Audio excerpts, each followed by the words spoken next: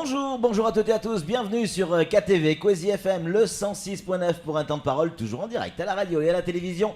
On aime bien la recevoir sur ce plateau, c'est Anne-Constance Anguena, elle est avec nous, elle représente Incidence, l'agence Incidence.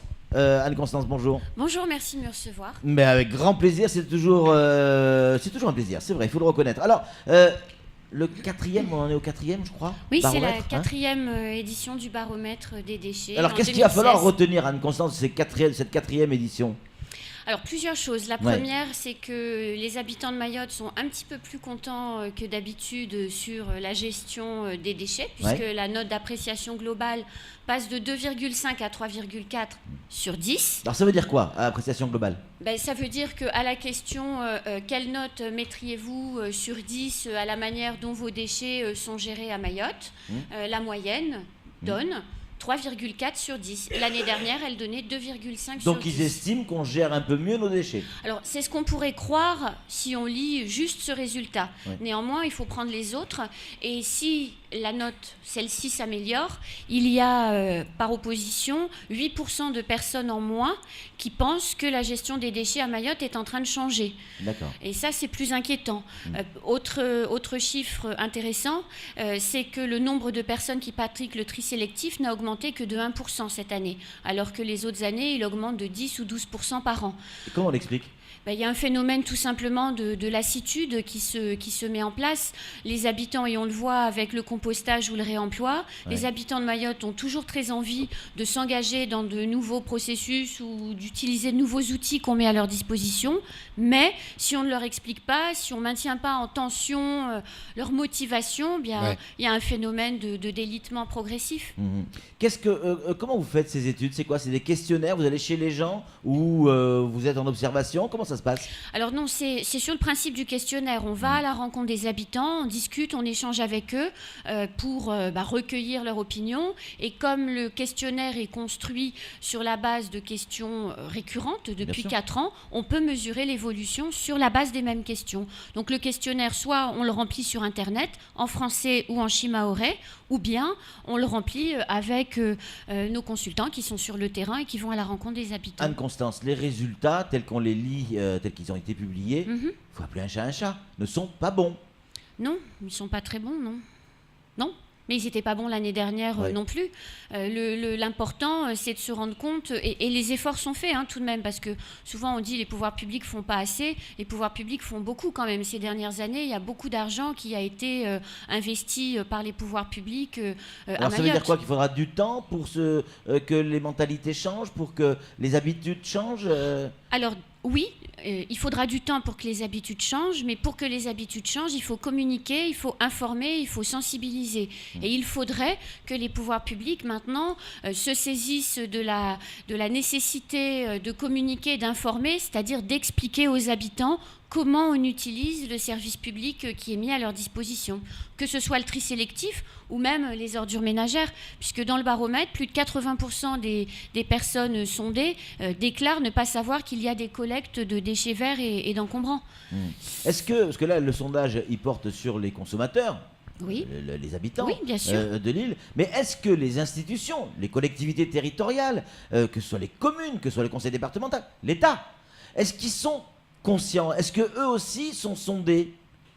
Ils sont sondés en tant que partie. Citoyens. Voilà, Oui. c'est ça. Mais en tant Donc, qu'institution? non, parce que le baromètre, c'est un baromètre qui est destiné à mesurer la perception des habitants. Ouais. Donc leur avis nous intéresse en tant qu'habitants, Ouais. pas en tant que... Et ils se servent de ce type de résultats Bien pour sûr. comprendre? Bien sûr, les campagnes de sensibilisation des éco-organismes, elles sont mises en place et construites sur la base des résultats qui sont proposés. L'idée est de trouver la personne qui recycle le déchet qui est en tout cas celui de l'éco-organisme, et de pouvoir construire autour de cette personne la campagne la plus adaptée. Évidemment que les résultats sont utiles. Anne-Constance, est-ce qu'il y a eu des progrès sur la gestion des déchets, nos déchets, sur des déchets particuliers, par exemple les batteries, par exemple l'huile de vidange, par exemple la simple canette. Est-ce qu'il y a eu des évolutions ou toujours pas? Bien sûr qu'il y a des évolutions. Éco-emballage dit qu'il y a moins de 2% d'erreurs de tri. Donc c'est déjà un chiffre intéressant.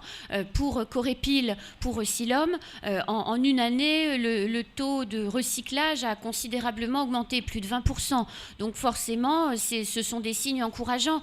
Mais comme dans toute la France, si on n'informe pas, si on ne répète pas, si on ne réexplique pas, ça ne peut pas marcher. Parce que tout un chacun a des tonnes de soucis. On est tous préoccupés par de nombreuses choses.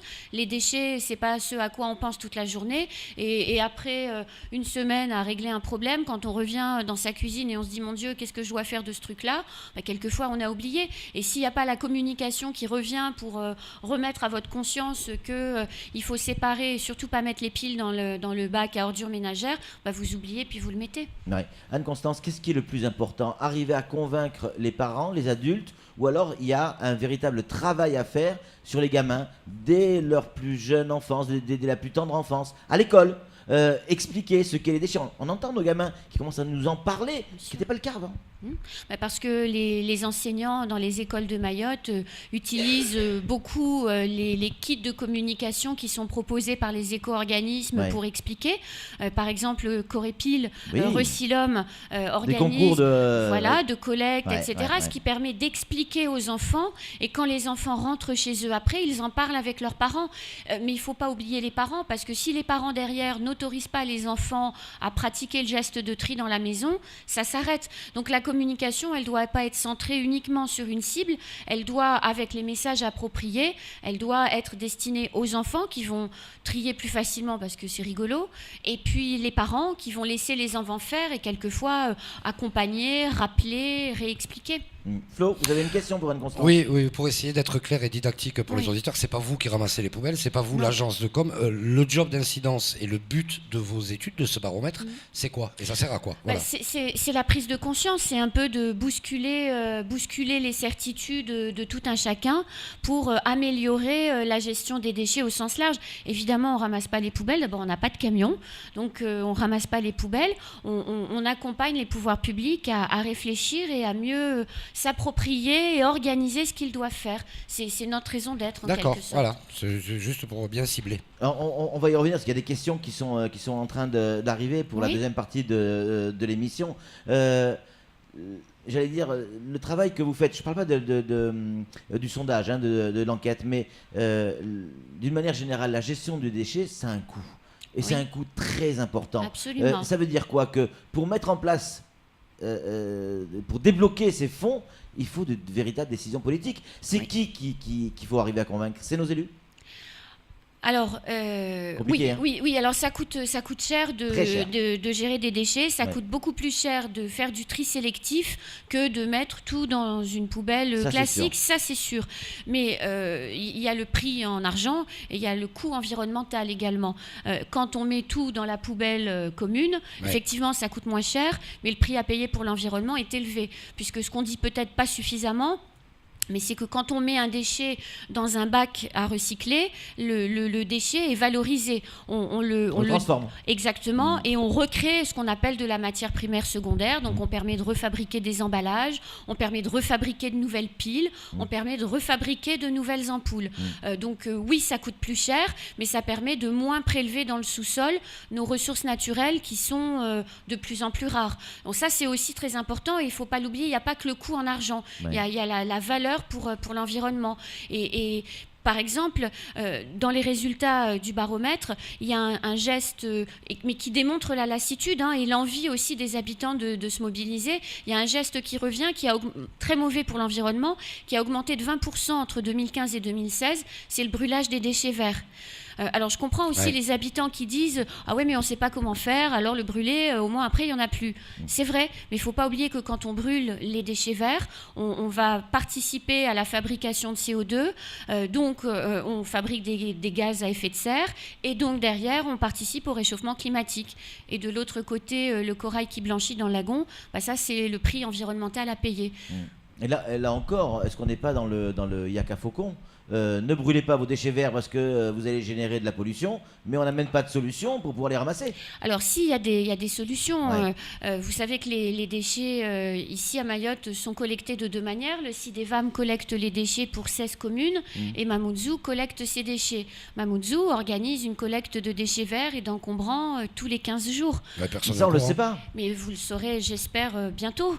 Mais effectivement, c'est organisé, donc il faut que ça s'améliore. Le Mérom ne s'est pas fait en un jour, donc la collecte des déchets Oui, mais en attendant, à Mayotte l'île est s'améliore. polluée, nos terrains sont pollués, notre lagon est pollué, et tout ce qu'on perd aujourd'hui à Anne-Constance, on ne le rattrapera pas. Ça, c'est évident, mais la situation s'améliore quand même d'année en année. C'est pas aussi pire qu'il y a 3 ou 4 ans, vous voyez. Même si on est plus exigeant, même si on se dit oh là là, ça va pas assez vite, dans les faits, c'est quand même moins sale qu'il y a 3 ans. Flo, je l'ai Oui, Samuel. c'est moi. Mais justement, quand ça va pas assez vite, est-ce que c'est pas un facteur de découragement? C'est-à-dire celui qui se dit bon allez, il y a une grosse campagne de com, il fait l'effort d'être bien ordonné, et puis il s'aperçoit qu'il n'y a rien qui change, qu'il y a toujours une montagne de poubelles, et puis il arrête de faire l'effort, et toute la campagne de com et tout l'effort, le manque de rapidité, parce que la collecte des déchets, ou c'est moi qui ai l'impression ou pas, mais ça s'est pas amélioré. Mais si ça s'est amélioré, parce que on peut pas dire que ça s'est pas amélioré, parce qu'il n'y a plus de décharges sauvages, tous les déchets sont correctement stockés, donc toutes ces pollutions-là, elles n'existent plus. La collecte des déchets sur le territoire de Mayotte, elle s'organise, mais c'est vrai que d'un autre côté, à la décharge des pouvoirs publics, quand les bacs sont renversés sur le bord de la route et que les déchets ne sont pas mis dans des sacs, c'est également extrêmement compliqué pour les agents ou les salariés de les ramasser. Il ne faut pas oublier, jamais oublier, que ce sont des personnes, des êtres humains qui ramassent nos déchets. Et quand nous, on est quelquefois choqués de voir au coin d'une rue un tas d'immondices, il y a quand même des hommes, parce qu'à Mayotte, ce sont essentiellement des hommes, il y a quand même des hommes qui vont les ramasser et que si nous, on est choqués, eux le sont aussi. Et ce n'est pas un travail aisé et facile. Constance, les moyens qu'on peut mettre en œuvre aujourd'hui, on est dans la fiction, hein, aujourd'hui, on met des moyens financiers, matériels et humains en œuvre aujourd'hui. Oui. On sait que la population de Mayotte augmente quasiment tous les jours. Oui. Hein, on ne va pas revenir sur le terrain de l'immigration ni quoi que ce soit, mais elle augmente tous les jours, on le sait. Oui. C'est-à-dire que les moyens qu'on met en place aujourd'hui, ils sont déjà dépassés. Comment on peut arriver à anticiper? Parce que c'est ça aussi la pollution. On pollue tous, on le sait, mais plus on est nombreux, plus on pollue. Oui, plus on est nombreux, plus on pollue quand on n'utilise pas correctement les services publics qui sont mis à la disposition des uns et des autres. Parce que la population aujourd'hui, certes, elle augmente tous les jours, mais elle augmente sans qu'on lui explique comment elle doit faire. C'est pas faux. Donc j'en reviens toujours à mes campagnes de sensibilisation et de communication. Expliquer.